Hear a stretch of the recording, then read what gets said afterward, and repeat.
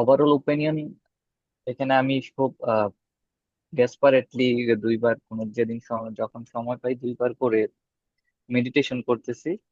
হুম, আর এর থেকে আমার যে কিছুদিন 1 মাস আগের আর আমি আর বর্তমানের আমি টোটালি চেঞ্জ হয়ে গেছি। I feel something transform my mind. Excellent. Transformation তো বিশাল ব্যাপার। হুম। হ্যাঁ, তারপর? কারণ হচ্ছে এর মধ্যে আমার অনেকগুলা ব্যাড হ্যাবিট ছেড়ে দিছি, মানে এটা অটোমেটিক। আর এইগুলা মনে হচ্ছে না। হুম, এর মধ্যে লবণ একটা, সে- যেটা আমার কাছে মনে হইতেছে কখন লবণ ছাড়া আমি নাই। হুম। এমন আরো 2-3টা হ্যাবিট আছে একেবারে অবসলিট করে দিছি, যে করবো না তো করবো না।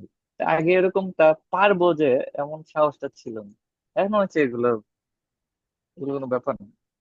আসলে মেডিটেশন আমাদের ভিতরে যে নার্ভাস সিস্টেমকে, মানে নিউরাল নেটওয়ার্ককে চেঞ্জ করে। আপনি যখন কোনো একটা অভ্যাস চেঞ্জ করতে চান, ওই নতুন নতুন নিউরাল নেটওয়ার্ক তৈরি হয়ে পুরানো নেটওয়ার্কগুলোকে সে ডিসেবল করে দেয়, এইটুকুই আর কি। কোনো একটা জিনিসের যখন দীর্ঘদিন করা হয়, এটার অভ্যাস তৈরি হয়। অভ্যাস মানে নিউরাল নেটওয়ার্ক তৈরি হবে, সেটাকে মানে ইনএক্টিভ করা, যেটাকে বলে। এই জন্য মেডিটেশনকে বলা হয় ডি লার্নিং দেন রিলার্নিং। প্রথম আপনাকে ডি লার্নিং করতে হবে, লার্নিংটাকে, পুরোনো লার্নিংগুলোকে ডিসলভ করে দিতে হবে, দেন আবার রিলার্নিং, নতুন লার্নিং করতে হবে। সেটাই মেডিটেশন, যেটা এটাই আপনার ক্ষেত্রে হয়েছে। এবং মেডিটেশনে খুব দ্রুত আর আমাদের নিউরাল নেটওয়ার্কে ক্যান্সেল আউট করা হ্যাঁ, আর যায়। আরেকটা আরেকটা বিষয় সেটা হচ্ছে যে আমি খুবই মানে লাস্ট অনেকদিন, অনেক কয়েক বছর যাবত একটু একটা সমস্যার মধ্যে ভুগতেছিলাম। এই জন্য আমি খুব চেইন স্মোকার হয়ে গেছি। প্রচন্ড আচ্ছা। লেভেলে স্মোক করতাম। হুম, গত 1 সপ্তাহ যাবত একটাও ধরি নাই। বাহ। তাই আমার এতগুলো মনে চেঞ্জ। হয় না এটা।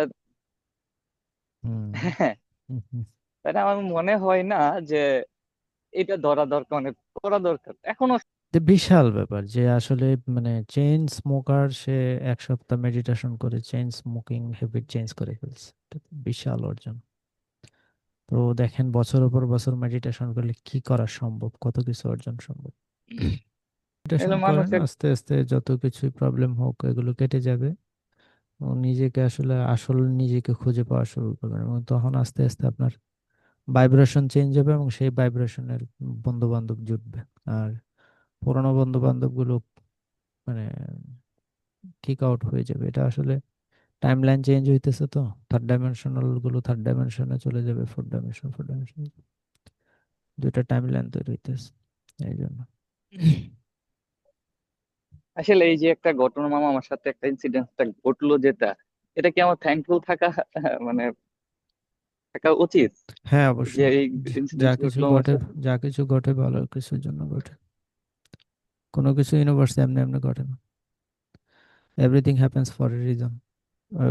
এর মধ্যে আমি চলতেছি, মানে 2 দিন যাবত দুইটা একই ওয়ে, জিনিস একটা এরকম হইলো ঘটছে। মানে আপনি ইউনিভার্সের কাছে সারেন্ডার করেন যে আসলে ইউনিভার্স অন্য কোনো ওয়েতে আপনাকে অন্য কোনো লার্নিং এ নিতে চাচ্ছে, এটা একটা। আরেকটা হইলো যাদের সাথে এত সুসম্পর্ক তারা আপনার কথাটা শুনবে না কেন।